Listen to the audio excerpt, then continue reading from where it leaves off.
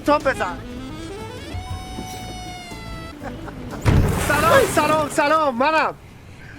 سلام ملوک جون. سلام جاله جون. سلام آقا ماشاءالله. شما اینجا چیکار من میکنی؟ ازش خواستم که من رو بیاره اینجا. وقتی فهمیدم شما قصد تجدید فراموش دارید، یه لحظه اجازه بدید. بابا چیکار میکنی؟ من رو به غلامی قبول میکنید یا مرگ یا پیروزی؟ با من ازدواج میکنید؟ آقای محترم، ما اینجا گلابی نیستیم، ما شیرینی خورده ایم. بله شیرینی پفک خوردیم. خانواده ها در جریان. شما از گلابی که هیچ، از سیب و از گیل هم کمتری برای من اینجا خود میکنید. آقای محترم درست صحبت کن. من این رو میشناسم، ریش ستاری رو. این دوست داماد منه، یک آدم زنباره این مرد. به احترام خودتو حفظ کن آقای محترم. مردی که یه درست دبر. صحبت کن. خوددار باشه ذره. اگه قرار باشه این وسط من انتخابی داشته باشم، انتخاب من شما نیستی آقا سیروس. تمام. بفرما. الله اکبر. اگر به ریش ستاریه به والله میذارم، اگر به موی فره به اون خدا بیگودی میپیچم، با بیلیس میپیچم، فر میکنم اون. اگر به ریبن میزنم.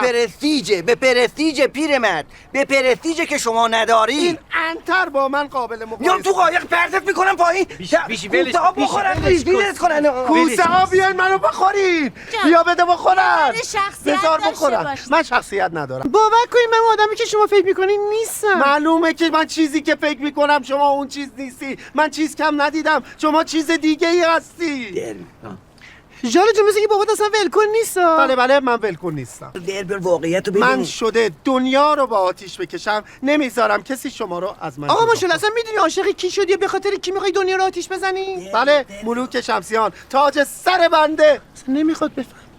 بگو داره میاد تو قایقا. بابا عاشق پرویز شدی، دامادت پرویز شیرگی. ادای اون نکبت چقدر قشنگه. تو هنرمندی پدر سوخته.